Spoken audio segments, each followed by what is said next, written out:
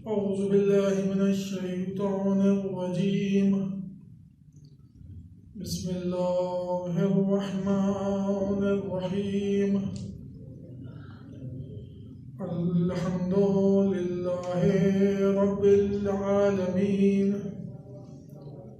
الصلاة والسلام على سيد الأنبياء والمرسلين سيدنا ومولانا وأبي القاسم محمد وأهل بيته الطيبين الطاهرين المعصومين المظلومين ولعنة الله على أعدائهم أجمعين من الآن إلى قيام يوم الدين. صلوات اللهم صل على محمد وآل محمد وعجل. عزیزان محترم، صراط مستقیم کے سلسلے کا آج چوتھا جلسہ ہے، جس میں ہم نے کوشش کی کہ قرآن مجید سے سورہ حمد کی آیت اہدنا الصراط المستقیم کی کسی حد تک تشریح اور تفسیر کی جائے.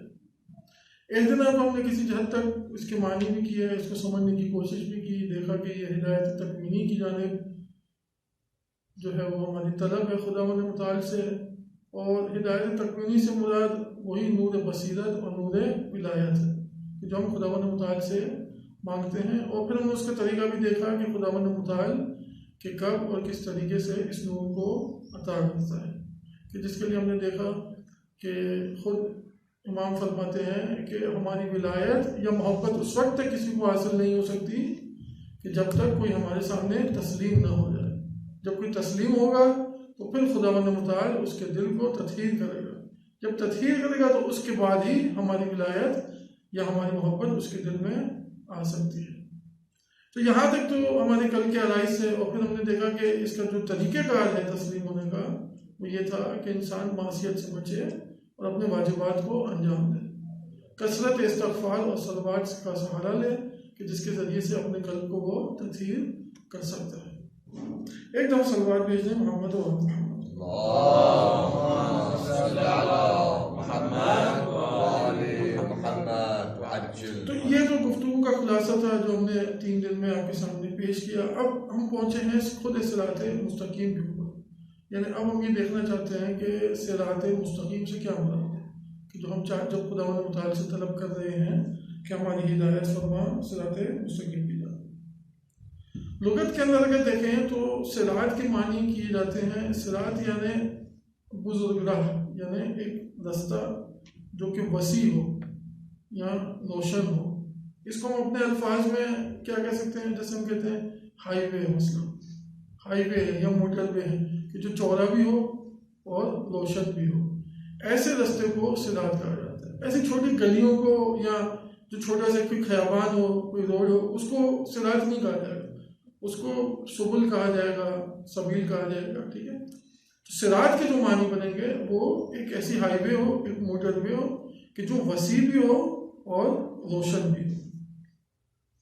تو اب مستقیم کے کیا معنی بنیں گے؟ مستقیم کے معنی ہے، مستقیم نکلا ہے قوامہ سے، اس کا جو اصل مادہ ہے قوامہ. جب قوامہ کو باب استفعال میں ڈالیں گے تو کیا بنے گا؟ استقامہ یستقیم استقامت. بس مستقیم اس چیز کو کہیں گے کہ جس کے اندر استقامت ہو. جب کسی چیز میں استقامت ہوگی تو ہم اسے کہیں گے کہ یہ مستقیم ہے. چونکہ باب استفعال میں کیا ہے، اس لیے طلب قیام جو ہے وہ اس کا معنی بنے گا. بس جب کسی چیز سے طلب قیام کیا جائے اور اس سے اس قیام کو ہم حاصل کر لیں تو ہم کہیں گے کہ یہ چیز مستقیم ہے. اب صراط کو ہم کیسے کہیں گے کہ مستقیم ہے؟ جب ہم کہتے ہیں کہ یہ ایک رستہ ہے جو کہ وسیع ہے اور روشن ہے، اور پھر ہم کہیں کہ یہ مستقیم بھی ہے، تو مستقیم اس کے اندر بھی، صراط کے اندر بھی وہی صفات لی جائیں گی کہ وہ رستہ کہ جس کے اندر استقامت ہو. جب کسی رستے میں استقامت ہوگی تو ہم کہیں گے کہ یہ رستہ مستقیم ہے. اسی معنی میں ہم خود اپنے محاورات میں بھی استعمال کرتے ہیں. جیسے ہم کبھی کسی سے کیا کہتے ہیں کہ یار استقامت دکھاؤ یا نہیں کیا، یعنی بھائی اپنے موقف پہ انسان ڈٹ جائے، پیچھے نہ ہٹے، حوصلہ نہ ہارے، ہم اس کو کہتے ہیں استقامت. تو صراط مستقیم بھی اس راستے کو کہیں گے جس میں استقامت ہو. مگر راستے میں استقامت کے کیا معنی ہے؟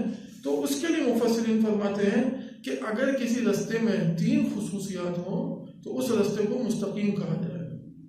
وہ کیا خصوصیات ہیں؟ پہلی خصوصیت فرماتے ہیں مفسرین لکھتے ہیں کہ وہ راستہ مستوی ہو. مستوی ہو یعنی کیا؟ یعنی ہموار ہو، صاف ہو راستہ. ایسا نہ ہو اس میں چالیں ہوں، ایسا نہ ہو کہ اس میں اسپیڈ بریکر ہو، ٹھیک ہے، جو سرعت کو کم کرے، انسان کو روک دے، چلنے میں مانے ہو. اگر کسی راستے میں چالے بنے ہوئے ہیں یا اسپیڈ بریکر بنے ہوئے ہیں تو اب ہم اس راستے کو مستقیم نہیں کہہ سکتے. مستقیم ہونے کی پہلی شرط یہ ہے کہ وہ راستہ ہموار ہونا چاہیے. دوسری شرط جو بیان کی جاتی ہے مستقیم ہونے کے لیے، اگر راستہ مستقیم ہے تو وہ یہ ہے کہ اعوجاج نہ رکھتا ہو، یعنی اعوج نہ ہو، کج نہ ہو راستہ. یعنی ایسا نہ ہو کہ ایک راستہ ہے، کبھی دائیں طرف جا رہا ہے، کبھی بائیں طرف جا رہا ہے، کبھی گھوم رہا ہے، کبھی اس میں یو ٹرن آ رہا ہے. تو اس قسم کے راستے کو راستہ تو کہا جائے گا، یہ منزل تک بھی شاید ہی پہنچا دے گا، گھما پھرا کے کسی بھی طریقے سے پہنچا دے گا، لیکن اس راستے کو مستقیم نہیں کہا جائے گا. مستقیم اس راستے کو کہا جائے گا جو بالکل سیدھا جو ہے وہ اپنے ہدف کی جانب لے کر جائے.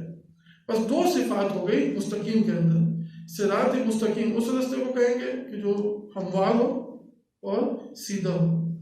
تیسری صفت جو اس راستے میں ہونی چاہیے وہ کیا ہونی چاہیے؟ وہ یہ کہ سالک کو یا مسافر کو اپنی منزل تک پہنچائے. یعنی راستہ ایسا ہو جو منزل تک پہنچائے. ایسا نہ ہو کہ ہم آدھے راستہ طے کریں، اس کے بعد ایک سائن بورڈ لگاؤ، اس کے اوپر لکھا ہو کہ مثلا راستہ آگے سے بند ہے. اب اگر یہ راستہ آگے سے بند ہے یا راستے پہ لکھا ہو کہ بھائی یہ ڈیڈ اینڈ ہے، اصلا آگے سے راستہ سیدھے تعمیر ہے، بنا ہی نہیں. اگر راستہ آگے تعمیر ہی نہیں ہوا ہے یا اگر راستہ آگے سے بنا ہی نہیں ہے یا اس پہ سائن بورڈ لگائے گا اب یہاں سے گھوم جائے، اب یہ راستہ آگے نہیں جائے گا، تو یہ راستہ کہ اب یہ مستقیم نہیں کرے گا.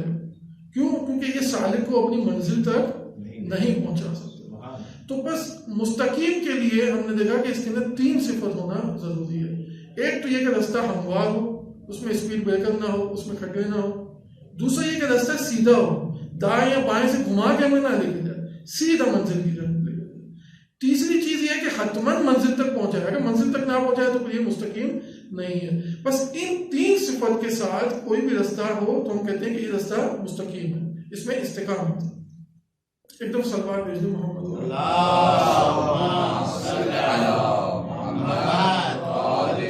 اب اس معنی کو اگر ہم جمع کریں تو پورا معنی کیا بنے گا؟ صراط مستقیم. صراط یعنی ایک ایسی ہائی وے، ایک ایسی موٹر وے جو وسیع ہو، جو روشن بھی ہو، اور پھر وہ سیدھا منزل کی جانب لے کر جائے، ہموار ہو، اس میں کجی نہ ہو، دائیں یا بائیں کی جانب نہ لے کر جائے، اور حتماً منزل تک پہنچائے. اس میں ضمانت ہونی چاہیے. جب یہ ساری صفات پائی جائے گی تو ہم اس صفات کے ساتھ اس کو کہیں گے کہ یہ صراط مستقیم ہے. ایک دفعہ سلوات بھیج دیں محمد وعلیہ.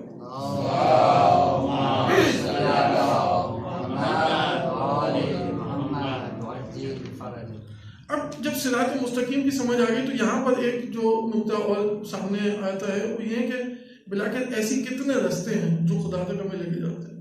مطلب صراط مستقیم کتنے؟ ایک ہی راستہ ہے یا بہت سارے صراط مستقیم؟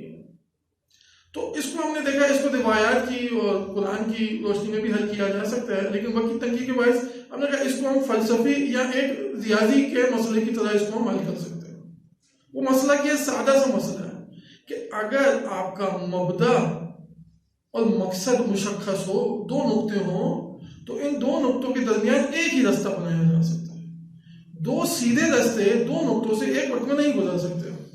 اگر ان 2 نقطوں کو کسی بھی طریقے سے اگر آپس میں ترسیم کیا جائے، ایک لائن ان کے درمیان سینچی جائے تو ایک سیدھی لائن بن سکتی ہے. ایک سے زیادہ سیدھی لائن کبھی نہیں بن سکتی.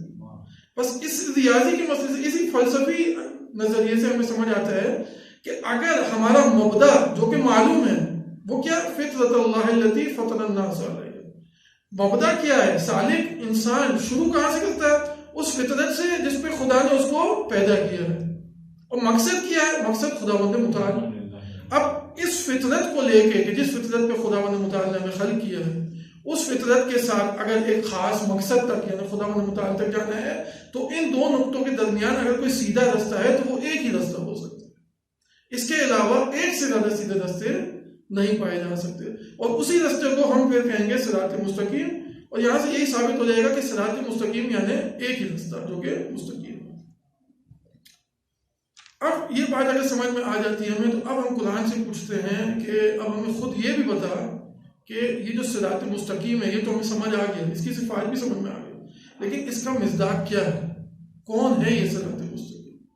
ہم کس کے پیچھے چلنا چاہتے ہیں؟ تو خود جب قرآن مجید سے پوچھتے ہیں تو خداوند متعال سورہ روم کی آیت نمبر 3 میں فرماتا ہے قل اننی ہدانی ربی الی صراط مستقیم۔ خود پیغمبر کے ذریعے سے خداوند متعال کہہ رہا ہے کہ اے نبی، اے پیغمبر کہہ دے کہ یقیناً اننی ہدانی ربی الی صراط مستقیم، یقیناً میری ہدایت کی ہے میرے پروردگار نے صراط مستقیم کی جانب، دینا قیما ملت ابراہیم حنیفہ۔ صراط مستقیم یعنی کیا؟ دین قیوم۔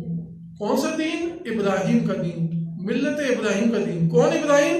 ابراہیم میں حنیف، وہ ابراہیم جو ہمیشہ سیدھے راستے پہ چلتا رہا۔ تو یہ آیت ہمیں کیا بتاتی ہے؟ یہ آیت ہمیں ایک مصداق دے رہی ہے صراط مستقیم پر۔ آیت کہتی ہے کہ اے پیغمبر تو کہہ دے کہ یقیناً میرے خدا نے میری ہدایت کی ہے صراط مستقیم کی جانب۔ اور صراط مستقیم کیا ہے؟ صراط مستقیم یعنی دین قیوم۔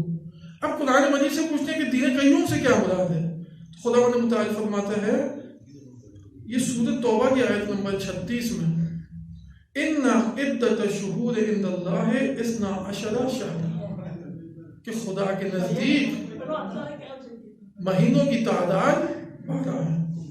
ان عدت الشہور عند اللہ 12 شہرا فی کتاب اللہ یوم خلق السماوات والارض منہا 4 حرم ذالک الدین القیم۔ یہ دین قیم ہے۔ خداوند متعال کیا فرماتا ہے کہ خدا کے نزدیک، اب بس یہ ایک آخری آیت ہے، اس کو توجہ کرتے ہیں انشاءاللہ۔ ان عدت الشہور، خدا کے نزدیک، خداوند متعال کے نزدیک مہینوں کی تعداد کتنی ہے؟ 12۔ کب سے؟ فی کتاب اللہ ہے، اور ان مہینوں کی تعداد کو خداوند متعال نے کتاب اللہ میں لکھ دیا ہے۔ کب سے لکھ دیا ہے؟ یوم خلق السماوات والارض، جب سے زمین اور آسمان کو بنایا ہے خداوند متعال نے ان مہینوں کی تعداد کو لکھ دیا ہے، اور ان میں سے 4 جو ہیں وہ بہت ہی زیادہ محترم ہیں، اور یہی دین قیوم ہے۔ اب کسی نے امام سے آگے پوچھا، راوی نے، کہ مولا یہ بتائیے کہ یہ جو اس آیت میں خداوند متعال فرماتا ہے کہ مہینوں کی تعداد 12 ہے اور یہی دین قیوم ہے، تو امام کیا فرماتے ہیں کہ یہاں پہ ان 12 مہینوں سے مراد ہم ائمہ اہل بیت ہے، کہ خداوند متعال کے نزدیک مہینوں کی تعداد 12 ہے، یعنی اماموں کی تعداد 12 ہے، اور ان میں سے 4 بہت محترم ہیں۔ یعنی کیا؟ امام فرماتے ہیں کہ ان میں سے 4 کہ جن کو خدا نے علی کے نام سے مسمى کیا ہے، یعنی پھر امام نے نام دے کے بھی بتایا کہ پہلے امام امیر المومنین، اسی طریقے سے امام سجاد، امام رضا اور امام ہادی، کہ جن کے نام خداوند متعال نے خود علی رکھے ہیں، خدا فرماتا ہے کہ یہی دین قیوم ہے، اور یہی وہ صراط مستقیم ہے کہ جس پر خداوند متعال چاہتا ہے کہ ہم اپنے سفر پہ گامزن رہیں۔ اب اس میں اور بھی روایات ہیں ہمارے پاس کہ انشاءاللہ جو ہے وہ کل ہم جو ہے وہ ان سے سوال لیں گے۔ صرف آج کی حد تک اب ایک چیز جو اور آپ کو بتانا چاہ رہے تھے، ہوا کیا کہ یہ وہ فضل ہے اور یہ وہ عنایت ہے جو خداوند متعال نے اپنی محمد و آل محمد پہ کی، لیکن خود قرآن کیا فرماتا ہے کہ ام یحسدون الناس علی ما آتاہم اللہ من فضل۔ خود قرآن یہ فرماتا ہے کہ بلکہ لوگوں نے کیا کیا؟ لوگوں نے یحسدون الناس، لوگوں نے حسد کرنا شروع کر دیا۔ کن کے ساتھ؟ ان کے ساتھ، ان لوگوں کے ساتھ کہ جن پر خدا نے ما آتاہم اللہ من فضل، کہ جن کو خدا نے اپنے فضل اور عنایت سے جتنا چاہتا تھا دیا، جتنا خداوند متعال ان کو فضیلت دینا چاہتا تھا اتنی فضیلت دی، لیکن لوگوں نے کیا کیا؟ ان سے حسد کی۔ کیا کیا؟ لوگ آگے زہرا کے در پر دروازے کو گرا دیا، زہرا کے پہلو کو زخمی کیا گیا، پیغمبر کے جنازے میں شرکت نہیں کی، مولا علی کو رات میں دفن کیا گیا، 25 سال تک جو ہے وہ میرا مولا خاموش بیٹھا رہا۔ مولا حسن کے ساتھ، مولا حسن کے جنازوں پہ تینوں کی بارش کی گئی۔ خود امام حسین کے ساتھ، خود امام حسین کے گلے پہ خنجر چلایا گیا، 3 دن کے پیاسے امام کے گلے پہ خنجر۔ ابھی اس بھوک و پیاس میں، اس عالم میں کہ ابھی نماز مغرب کا وقت ہوا جاتا ہے، امام حسین کو یاد کرتے ہیں.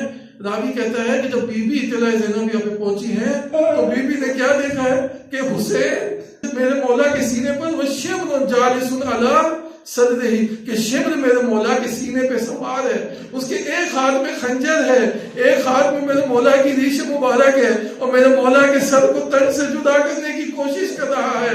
ارے میری بیوی سے دیکھا نہ گیا، بیوی پلٹ کے خیمے گاہ کی جانب آ گئی. ارے سید سجاد کو بیدار کیا، سجاد دیکھو یہ تمہارے بابا کو ذبح کر رہے ہیں. ارے کربلا میں کالی آندھیاں چلنا شروع ہوئی، سید سجاد بیدار ہوئے. ارے خیمے سے پردے کو ہٹایا. ارے کیا دیکھتے ہیں، بابا کا سر نو کے نیزہ پہ بلند ہے. السلام علیکہ یا ابا عبداللہ، السلام علیکہ یا ابن رسول اللہ، السلام علیکم ورحمۃ اللہ وبرکاتہ.